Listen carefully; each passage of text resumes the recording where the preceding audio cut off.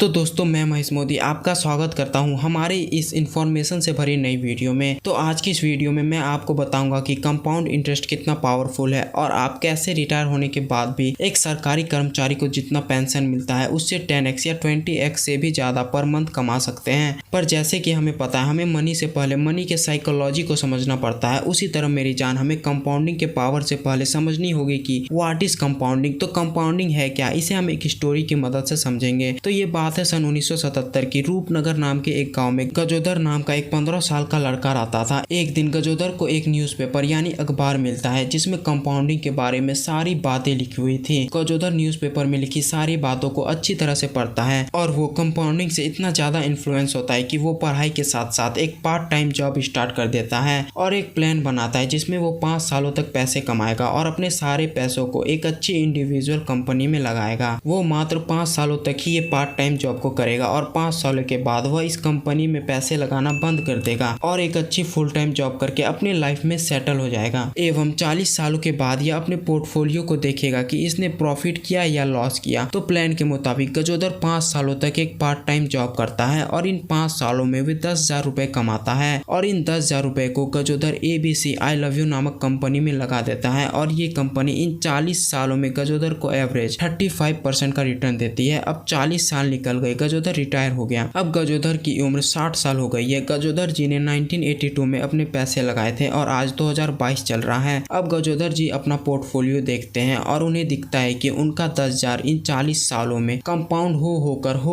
163.44 करोड़ बन गया। अब उन्होंने 10,000 लगाए थे तो उन्हें पहले साल 3500 रुपए मिले और दूसरे साल जब उन्हें 35% का रिटर्न मिला तो इस बार उन्हें 10,000 पे 3500 का रिटर्न मिला ही मिला। बल्कि पिछले साल जो उन्हें 3500 का रिटर्न मिला था उस पे भी इन्हें 35% का रिटर्न मिला यानी 1,225 का रिटर्न मिला और इसी तरह सो ऑन चलता रहा और उन्हें इंटरेस्ट पे इंटरेस्ट मिलता रहा और 10,000 जैसा छोटा अमाउंट आज 163.44 करोड़ बन गया। अब देखिए ज्यादा खुश होने की जरूरत नहीं है, आपको कंपाउंडिंग की पावर अच्छे से समझ आए इसीलिए मैंने ईयरली का रिटर्न 35% रखा। अगर आप किसी अच्छे कंपनी में इन्वेस्ट करोगे तो लॉन्ग टर्म के लिए आपको आसानी से एवरेज में 35% का रिटर्न मिल ही जाएगा। पर अगर आप पर ईयर का रिटर्न देखोगे तो वो कभी 30% होगा तो किसी साल 40% होगा तो किसी साल आपका 50% कैपिटल डूब जाएगा तो किसी साल आपको मात्र 3% का ही रिटर्न मिलेगा। यानी जब भी आप यूट्यूब में मेरे या किसी और के वीडियो देखोगे तो आपको दिखाएंगे कि आपका पैसा ऐसे ग्रो हो रहा है पर रियलिटी में वो ग्राफ कुछ ऐसा होगा। तो हम समझ गए कि व्हाट इज कंपाउंडिंग। जब आपका कैपिटल किसी निश्चित पीरियड में दोगुना होते जाए तो वो कंपाउंड है। अब हम कंपाउंड के पावर को और भी अच्छे से समझेंगे पर उससे पहले नीचे में लाइक का बटन है इसे दबा दें और थोड़ी ही नीचे लाल रंग का सब्सक्राइब बटन है उसे दबा के नोटिफिकेशन बेल को ऑल पे सेट कर दें। अब चलिए इस टॉपिक को हम और भी अच्छे से समझते हैं। तो देखिए कंपाउंडिंग के मेन 2 ही पिलर है, पहला रेट ऑफ कंपाउंडिंग और दूसरा टाइम इन कंपाउंडिंग। अब चलिए रेट ऑफ कंपाउंडिंग को आसानी से एक एग्जाम्पल की मदद से समझते हैं। मान लीजिए इस वीडियो को देखने के बाद 2 बच्चे चिंटू और मिंटू भी पढ़ाई के साथ साथ पार्ट टाइम जॉब स्टार्ट कर देते हैं और वे लोग 5 सालों तक पार्ट टाइम जॉब करते हैं और इन 5 सालों में वे 5 लाख रुपए कमाते हैं। अब यहाँ तो सब सेम है, चिंटू ने भी 5 सालों तक पार्ट टाइम जॉब किया और मिंटू ने भी 5 सालों तक पार्ट टाइम जॉब किया और दोनों ने 5-5 लाख रुपए कमाए। पर अब चिंटू अपने पैसों को देश के टॉप 50 कंपनीज में लगा देता है एक इंडेक्स फंड के जरिए और ये इंडेक्स फंड इसे सालाना 15% का रिटर्न दे रही है। अब मिंटू अपने पैसों को एक कंपनी में लगा देता है जो इसे 20% का रिटर्न दे रही है। अब चलिए समय में 30 साल आगे चलते हैं और देखते हैं कि अभी इनके पास कितना पैसा है। तो चिंटू को पहले साल 15% का इंटरेस्ट मिला और पहले साल इनका अमाउंट 5 लाख से बढ़कर 5,75,000 हो जाता है और दूसरे साल इन्हें 86,250 रुपीज का रिटर्न मिलता है और इनका अमाउंट 5,75,000 से बढ़कर 6,61,250 रुपए हो जाता है। सो ऑन इसी तरह चलता रहता है और 30 सालों में इनका पैसा कंपाउंड हो होकर